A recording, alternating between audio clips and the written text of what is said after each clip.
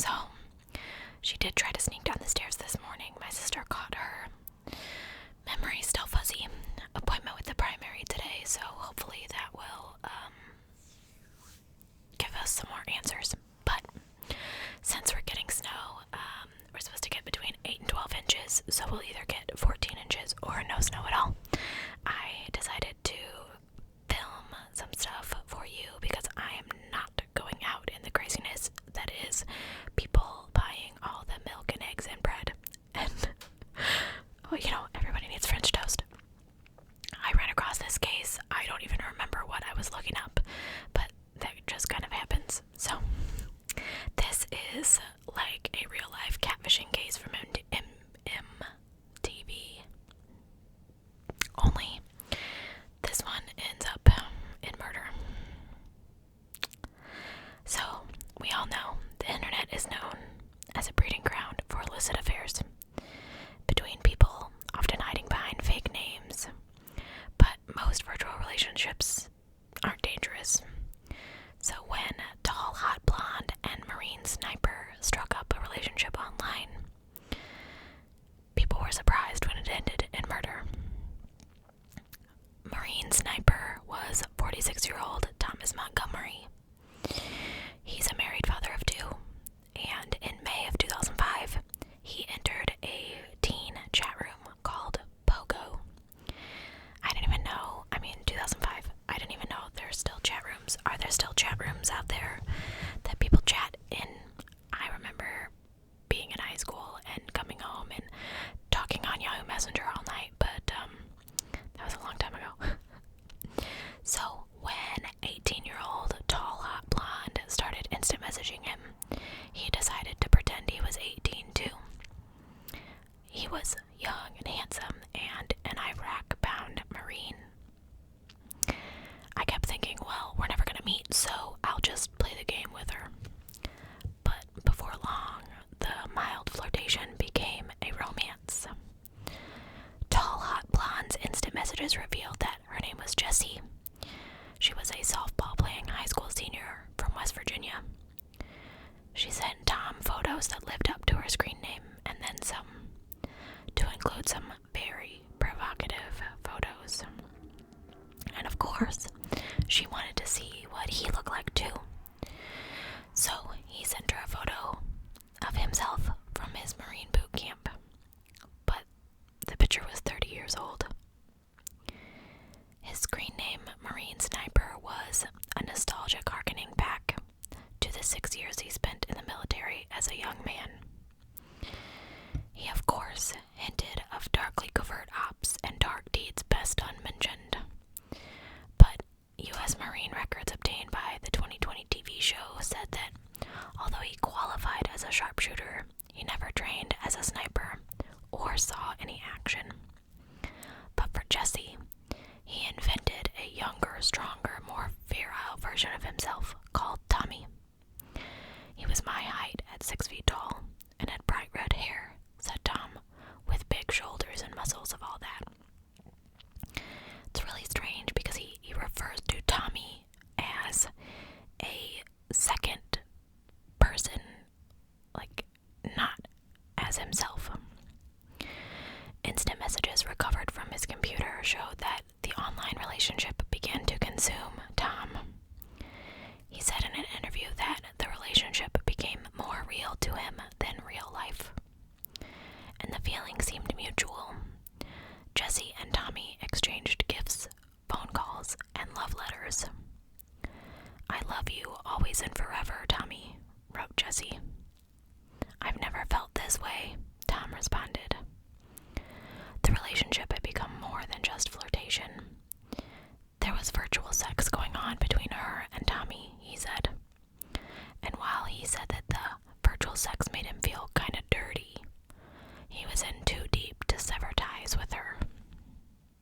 We'll talk about how I feel about this at the end. "If I was smart, I would have just ended it, but it was like a drug that I needed every day." Tom seemed to be losing touch with reality. He wrote a note to himself. On January 2nd, 2006, Tom Tom Montgomery, 46 years old, ceases to exist, and he is replaced by an 18-year-old battle-scarred Marine. He's moving to West Virginia to be with the love of his life. But fate finally took its chance. In March of 2006, Montgomery told 2020 that one of his daughters was using his computer when Jesse happened to instant message him. His wife, who was alerted by the daughter, found a trove of love letters, photos, and mementos from Jesse, to include a pair of red panties. This wife is actually really smart and probably did exactly what I would have done. She sent Jesse a photo of her family with a letter. "Let me introduce you to these people," she wrote. "The man in the center is Tom. He has been my husband since 1989, and he is 46 years old." Tom said Jesse was horrified and broke off the relationship immediately. She sent me a text and said she hates me and that you should be in jail for this. But Jesse also emailed one of Tom's co-workers, a 22-year-old, good-looking, part-time machinist and college student named Brian Barrett, to see if it was really true. I couldn't find out how she got a hold of Brian Barrett or even knew that he existed. There's a couple different accounts of this story, but we'll talk about it at the end. Brian's screen name is Beefcake, and as he consoled Jesse online, she seemed to find a better fit with him, and perhaps a way to strike back at the combat Marine who wasn't. Before long, Jesse was sending Brian her photos, and the two became a cyber item. Marine Sniper became consumed with jealousy, and he wasn't about to take it lying down. "Brian will pay in blood," Tom instant messaged Jesse at one point. His messages became increasingly violent as he was forced to watch their romance blossom in the same chat rooms that he used to frequent with Jesse. "He was enraged," said former prosecutor Ken Case. "I mean, it oftentimes shocked me when I saw the names that he would call her." Jesse and Brian took to the internet to make sure that everyone knew Tom, who had recently had a birthday, was a liar. They were going into these chat rooms and letting people know that he was actually 47 years old, and they almost made him out to be a pedophile, which he kind of is. But the IMs that came from Tall Hot Blonde showed her to be torn, mad one instant and desperate to return to a love with a man she knew who didn't exist, and teasing him. She continued talking to Tom online. "I ache to be with Tommy. Do you miss it, Tom?" He responds, "More than you'll ever know. My heart aches to hear you call me your Tommy. I wish I could be that 19-year-old Marine for you." So, Jesse started talking to Tom again. In his mind, this was the jackpot, said Barbara Schroeder, who documented the bizarre relationship in a documentary called Tall Hot Blonde. He was being accepted for being 47, and he still had this hot young girl who wanted to be with him. Tom knew that he was way over his head, but couldn't bring himself to end things with her. "It was like a drug. I was addicted. He said. "I couldn't just end it." At one point, when his wife actually told him to get off the computer and talk to her, he couldn't. "I just told her I'll get off when I'm done," he recalled. Montgomery says, Tom says, nothing happened between them after Jesse found out how old he was. But their IMs tell a different story. He talks about wishing she were nude. She asks him, what would he do? He said he would stare. She asks him, is that all you would do? And he says, no, you might get the magic. She responds, ooh, make love to me, Tommy. But it didn't last. Jesse told Tom they were through and seemed to take up with Brian again. This sent Tom into a downward spiral. Obsession turns to jealousy, and then jealousy turns to betrayal and revenge. You really start to get a sense of this person going into the abyss, and it's kind of frightening. And then the tipping point. Brian Barrett said that he was going to meet Tall Hot Blonde in person. He actually drove down to, I think, North Carolina, said Case, the person I was talking about earlier, the former prosecutor. And on his way back, he was saying, I'm going right past your house and I would love to get together. Of course he would. She texted him at the last minute not to visit, but Tom, who had learned of the plan to meet, was incensed. And on September 15th of 2006, Brian Barrett left work and 3 shots rang out. Brian Barrett was found dead in the parking lot where he worked, shot 3 times by a military rifle. Police quickly learned of the internet love triangle from coworkers, and when they couldn't find Thomas Montgomery, they feared that they knew just where he was headed.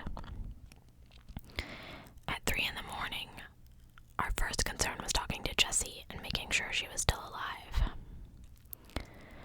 But when police arrived at her home, they were in for another surprise. A woman named Mary Sheeler opened the door. As police questioned her, she revealed a shocking truth. She was the one who had been sending messages to Tom and Brian under the handle of Tall Hot Blonde. The pictures that she sent to Tom were actually of her daughter, the real Jessie, who had no knowledge of her mother's cyber life. Tom was charged and later pled guilty to the murder of Brian Barrett, and in exchange for his plea, he received a 20-year sentence. Prosecutors said their discovery of his DNA on a peach pit found at the crime scene and a photo of the family gun cabinet, which showed the type of old military rifle that police believed was used to shoot Brian, were key to their case against Tom. Prosecutors in Buffalo, meanwhile, looked for a way to charge Mary Sheeler for something, anything. But in the case, they concluded she may have tramped all over the moral and ethical line, but never actually crossed a legal one. Shame on her. She not only didn't do anything about it, but I think she provoked it, said Ken Case. Unfortunately, in New York State, you have to do a little something more to be criminally liable. Mary Sheeler didn't come away unscathed. Her husband divorced her over her deception, and her daughter Jessie cut ties as well, moving in with relatives in Virginia, where she was attending college. Mary Sheeler also pursued an education. She took classes at a community college in West Virginia. She has spoken publicly about the deadly love triangle just one time to the BBC. It was stupid. It never should have happened. I just never thought it would go anywhere, she said. That it would end, and that would be the end of it.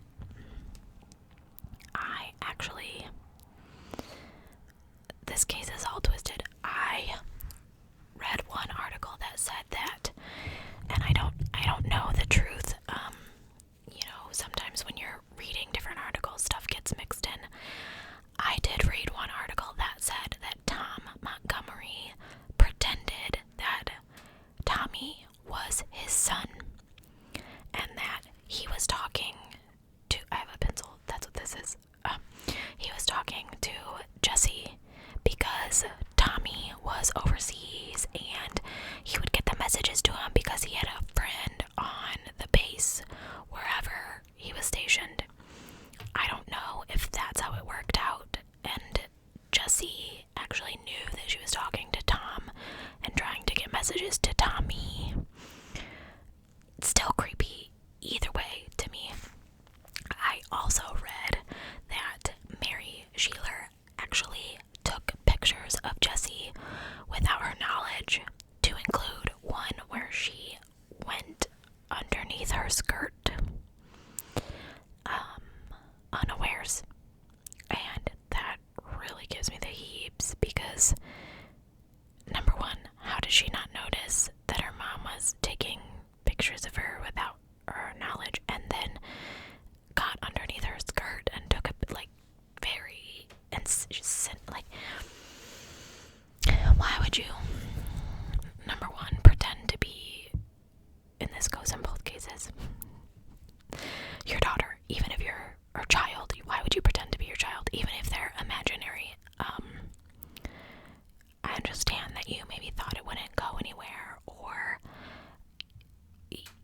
you're just having some fun, and but they're both married, and I don't care whether they ever met up in person or not. If you're speaking like that to someone, I consider that cheating. I don't think that you should say to anyone else things that you wouldn't want your spouse to say to someone else. It's cheating whether or not the intention was there to actually physically do something or not. I think this whole case is all around just creepy. And I think that poor Brian Barrett got caught up in the middle of it. I do think it's kind of like, how did she know that he was his coworker? How did she find him? How did they get to be talking? It's so weird to me that she found him and struck up another relationship with him that quickly. So not only did she fool one man, but she fooled two men. And the second one was significantly younger than her at 22. And this poor kid had his life ended over a girl that he probably thought that he was in love with that didn't exist. And who knows if he was actually, she told him not to visit. So if Tom hadn't killed him, lost his mind and killed him, what would have happened? Would he have gone there and just seen, maybe he would have ran into Jessie coming up the sidewalk and she wouldn't have known who he was, and it would have just been done with, and he could have told Tom, and this case could have ended up so much differently. I just feel sad for the families involved, the husband and the wife of the two separate, Mary's husband and Tom's wife, and then their children, and Jessie, poor Jessie, who didn't even know that her mom was creepily selling her out to old and young men. I think that I read that the mom accidentally signed in underneath Jessie's name for something, but I didn't make any notes about it. So usually when I only find something one time, I don't make notes about it because I often wonder how true it is. So, oh my goodness, I have to sneeze.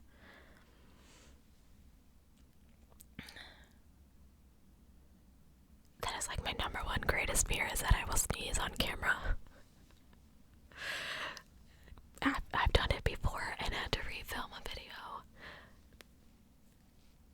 The dog making noise is a little bit different, but me all out sneezing in your ear is probably a complete disruption of your ASMR experience. So, anyway, thank you guys so much for watching. Sorry about the brief update at the beginning. I'm trying to keep it brief because I know you are here for the videos, and I try to keep the updates to the rambles. That way you can choose to watch it or choose not to. Thank you so much. Several of you actually sent me emails to tell me that you were thinking of me, and I'm so flattered and grateful. Never hesitate to email me if you're feeling lonely or you need to chat or anything. I check my email all the time. It actually is hooked up to my phone, so I would love